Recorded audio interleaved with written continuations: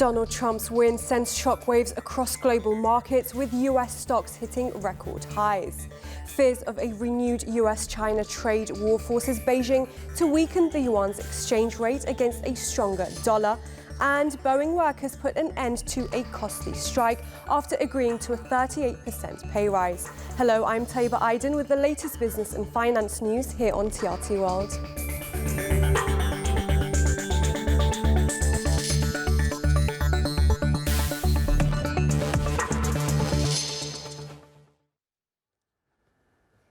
Asian markets were mixed on Thursday after Donald Trump defeated Kamala Harris in the 2024 presidential election.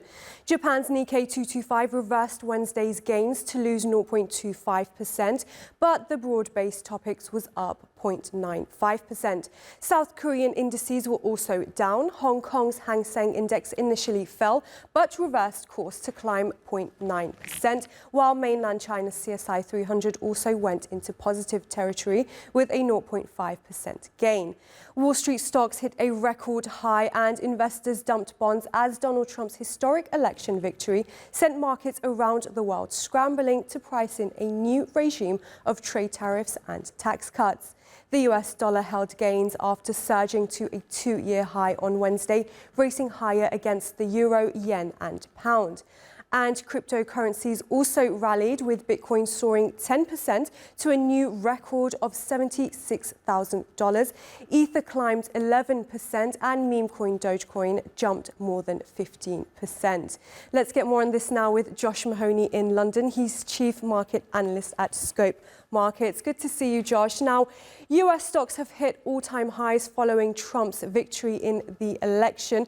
Why are investors so optimistic about a second Trump term? Well, look, it's when it comes down to the economy, everyone has perceived Donald Trump to be the one person that has really the economy at the forefront of his mind. If you cast your mind back to when he was in power previously, every time the S&P 500 hit a record high, he'd let you know about it. So that is going to be key for his 4 years in power. And also bear in mind that markets had been pricing a number of different possibilities. One possibility would be Kamala Harris coming in and raising corporation tax.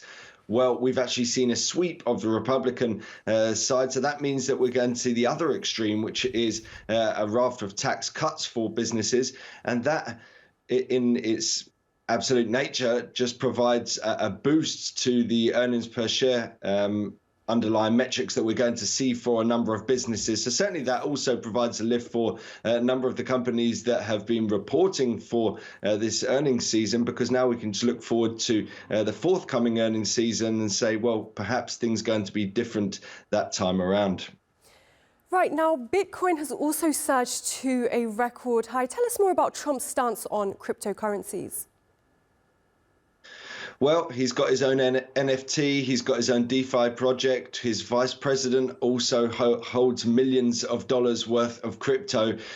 And at the same time, we've seen a huge amount of lobbying from crypto companies. So you have not only the top brass that are very pro-crypto, but also a huge amount of politicians in both the House and the Senate are all pro-crypto and have all taken huge amount of money, quite frankly, to be able to get into power. So we're looking at the possibility of lower regulation. We're looking at them trying to bring a lot of the mining into the US. It comes as no surprise that we saw US domiciled Bitcoin mining companies boom. We saw Coinbase, which is the main brokerage, and also the company that is the custodian for many of the ETF products, that rallied over 30% yesterday. So really everyone trying to get ahead of what they feel is the starting gun for the next big bull market in terms of cryptocurrencies. You know, Bitcoin already at record highs, but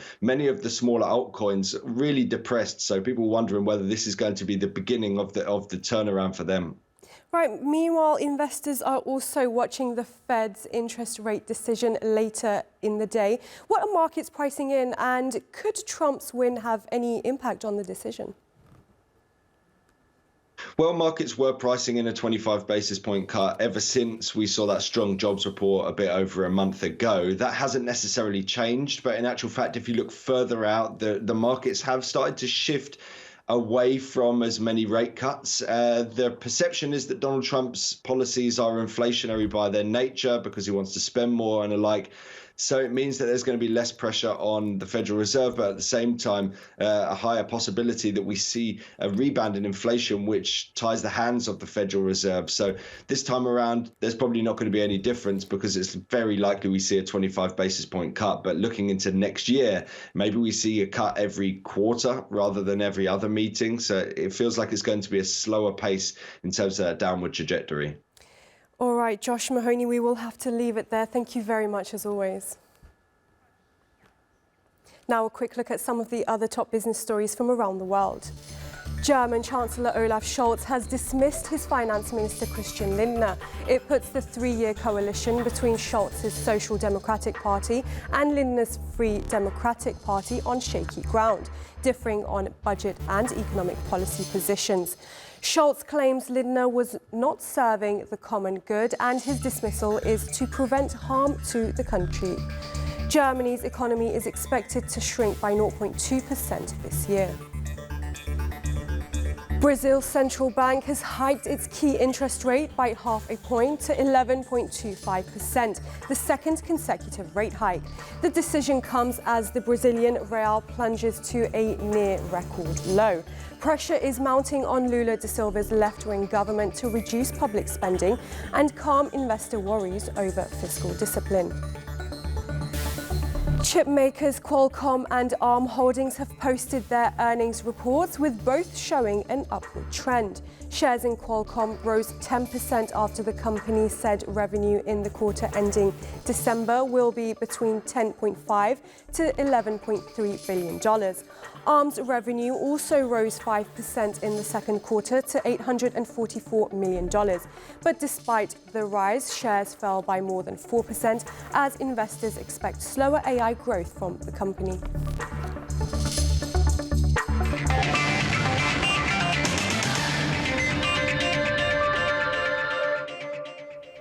Donald Trump's America First agenda is fueling fears of a renewed US-China trade war. During the campaign, the US president-elect pledged to slap tariffs on Chinese goods going to America. Here's how Trump's return to the White House could impact the relationship between the world's two largest economies. Trump will likely raise tariffs on Chinese imports, potentially to as much as 60% on strategic goods, though a lower average hike, around 20%, is considered more likely. U.S. tariffs would increase the price of Chinese imports and demand for them. This could lead some companies to expand overseas to sidestep the measures. Since the first trade war, the U.S. has become a less important export destination for China, with U.S.-bound exports dropping from 18.2% to 14.3% of China's total exports in 2024. Goldman Sachs analysts estimate that higher tariffs could drag China's GDP down by 2 percentage points if they reach the 60% level, while a repeat of the 2018-2019 trade war scenario with less extreme tariffs would still negatively impact growth. To offset U.S. tariffs, analysts predict China may expand its stimulus package by 10 to 20%. This increase would help maintain economic stability by supporting domestic demand and addressing liquidity concerns, especially in sectors like real estate and banking. China could issue more government bonds to raise money. Nomura analysts predict stimulus could reach 3% of China's GDP annually, mainly through sovereign bonds and support for local authorities. In response to Trump's trade actions, China may take steps beyond fiscal stimulus. These could include allowing the yuan to weaken, making Chinese exports cheaper on the global market. China is likely to retaliate with tariffs on key U.S. imports, such as agricultural products, minerals, chemicals, and machinery. China may also limit exports of critical items like rare earth materials, which are vital to U.S. manufacturing and technology. These moves could lead to higher inflation in China if the tariffs are significant. China may avoid an immediate massive fiscal response, waiting to see the full extent of the measures before acting. This approach would give Beijing time to calibrate its move while still aiming to meet growth targets. and avoiding drastic interventions. The U.S. election results have already impacted the Chinese currency. Following Trump's win, the Chinese yuan has weakened, signaling market concerns over potential trade tensions and economic policy shifts. J.P. Morgan expects this trend to continue as trade pressures mount. Let's cross now to Kuala Lumpur and speak to Far Kim Beng. He's the founder and CEO of the Strategic Pan-Indo-Pacific Arena. Good to have you with us, Far. Now, it was under Trump's tenure that the US-China trade war first began. What could the next 4 years of a second Trump presidency look like for US-China ties? To a large extent, the next 4 years will actually reflect the personality or the possibility of President Donald Trump prevaricating, in other words, being unsure whether he should impose the tariff or not. And the market will reflect that duly. Because as we know right now, it seems that President Donald Trump, when he's in office on January 20th next year, the likelihood of him imposing the tariff will be very, very high. But that having been said, just 10 or 11 days prior to his electoral victory, he has also assigned the responsibility of looking at the wisdom of having tariff on all trade partners of the United States. And that person is Elon Musk, who played a pivotal role in allowing Trump to be re-elected into office. Right, and some analysts are saying that tariffs could pose a bigger threat to China's economy this time round, given its current economic situation. Are we correct in assuming that? We can correctly assume that. That having been said, this is also the second time around when Trump is actually in office. And when Biden actually succeeded Trump way back in 2020, there was a slew of measures that were also very similar to the Trump administration too.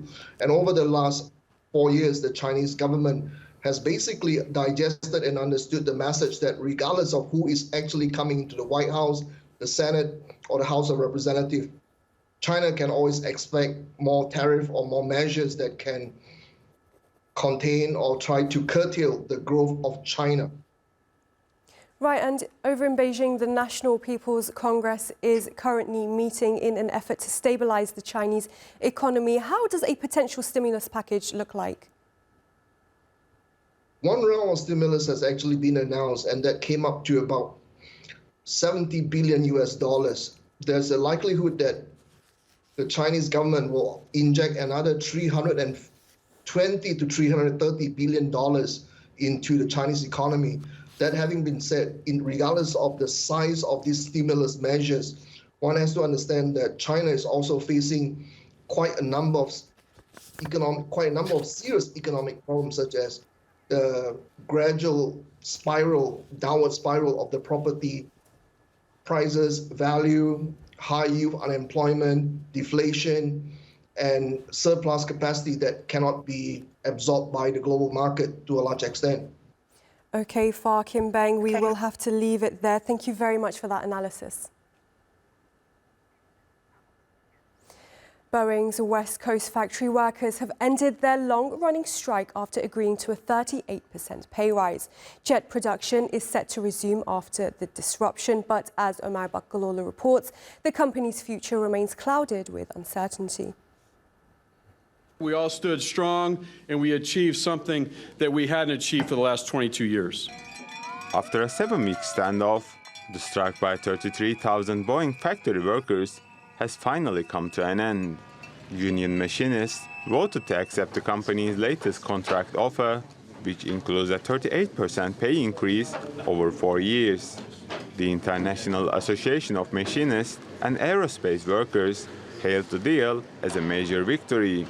We were able to change the past negotiations, and we were able to get wage increases of over 38%.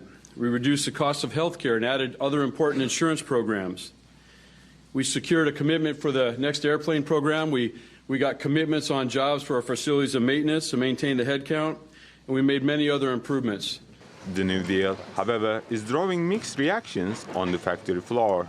Some workers view it as a positive step, while others feel it doesn't go far enough. I think what we got was a fair deal. I think it's a good stepping stone for contracts in the future.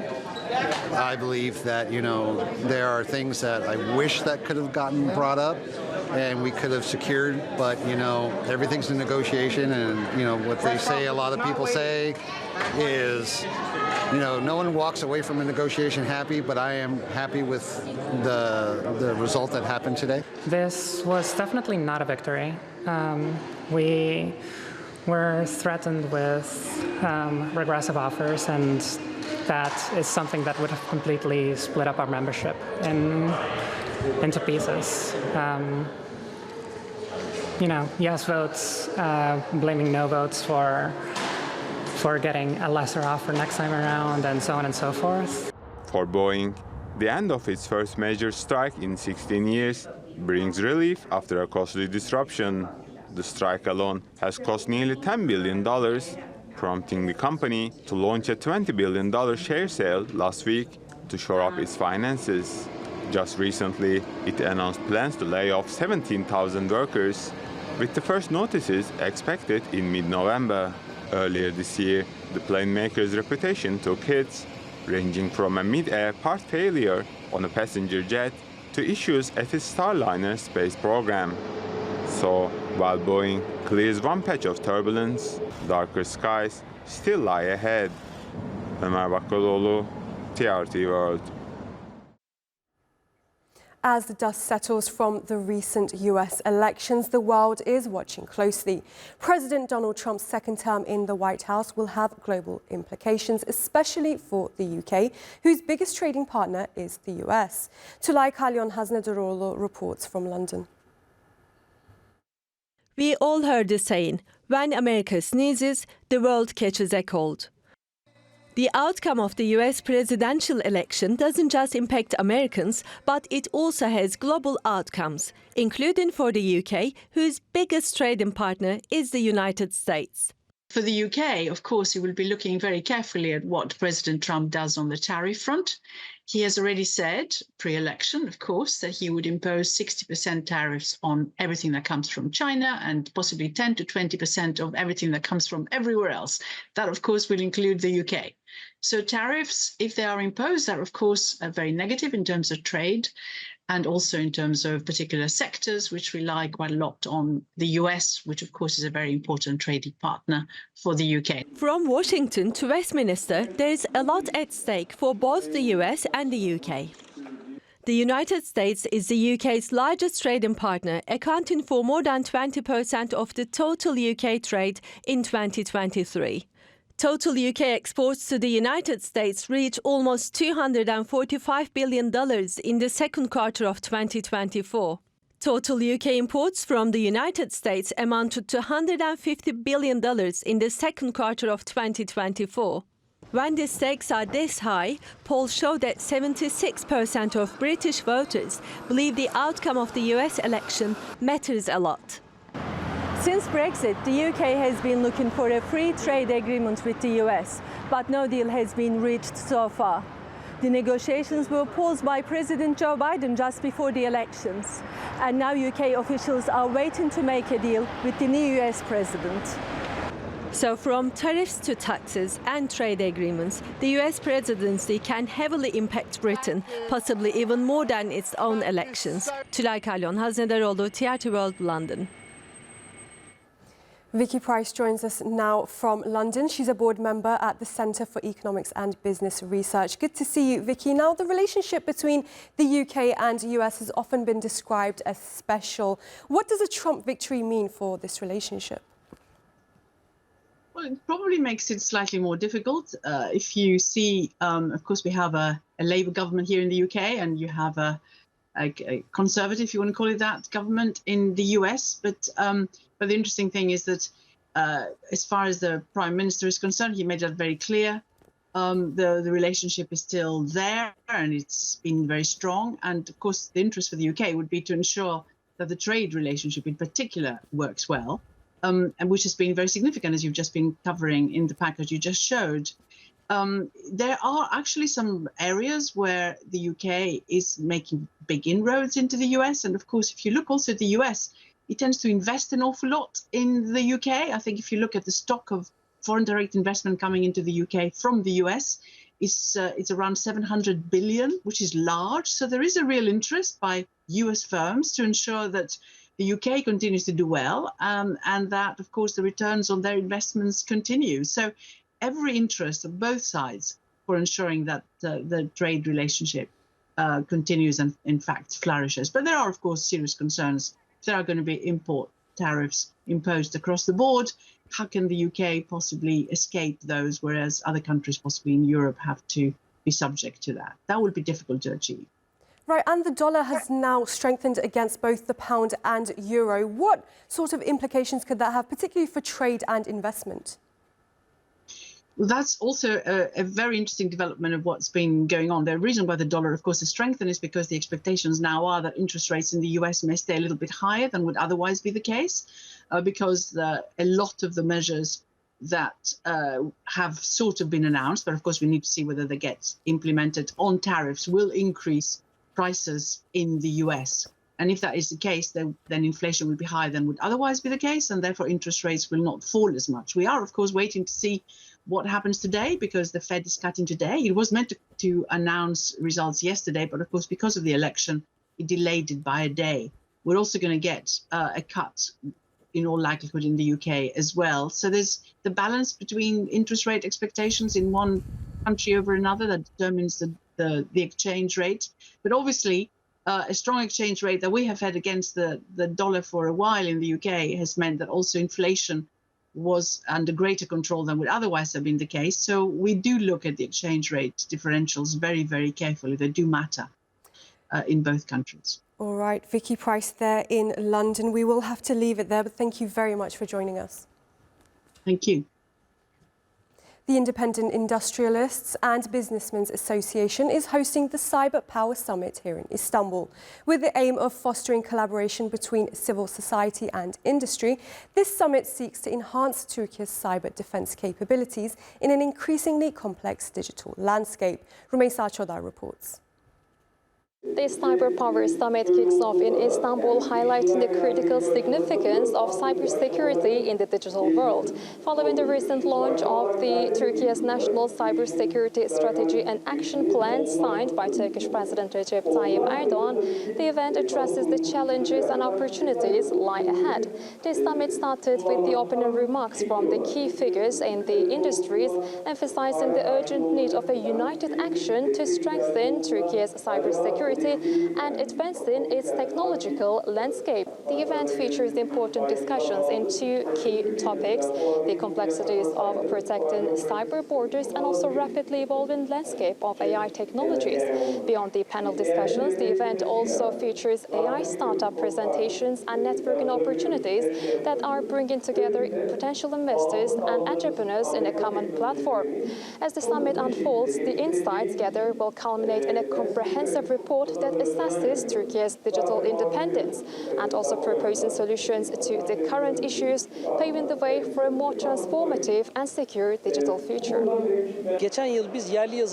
Our mission is to expand the reach of local software products across both public and private sectors. Operating under the motto, "The strongest boycott is through production," we're committed to supporting efforts to strengthen Turkey's domestic software industry and establish strategic action plans. As Israel's oppression continues, Israeli and American software products dominate the global market. The takeaway from this summit is clear: a fortified digital defense and a new frontier in artificial intelligence battles. Mosul International Airport was destroyed by Daesh after the group captured the Iraqi city in 2014. Now it's being repaired by two Turkish companies and expected to open to civilian flights next year. Obeida Hito has the story. Mosul International Airport is undergoing a $100 million transformation. After years of fighting and a large-scale operation to liberate the city left it in ruins. When we received it, the site was in a very bad situation. There were 22 ditches, 45 meters long and 5 meters wide on our runway. Since then, we started repairs. All the buildings were ruined and sustained severe damage. After clearing the rubble completely, we started constructing the buildings. The Daesh terror group used the airport as a base after taking control of Mosul in June 2014, until it was driven out by a coalition of Iraqi-led forces 3 years later. In 2022, two Turkish contractors, 77 Construction and TAV, won the contract to renovate the airport. The airport did not have a perimeter wall. We've built the perimeter wall and about 90% of it is finished. I hope that the buildings in the airport will be handed over to the competent authorities as required. Currently, we have completed around 85% of our work. Many buildings are in their final form.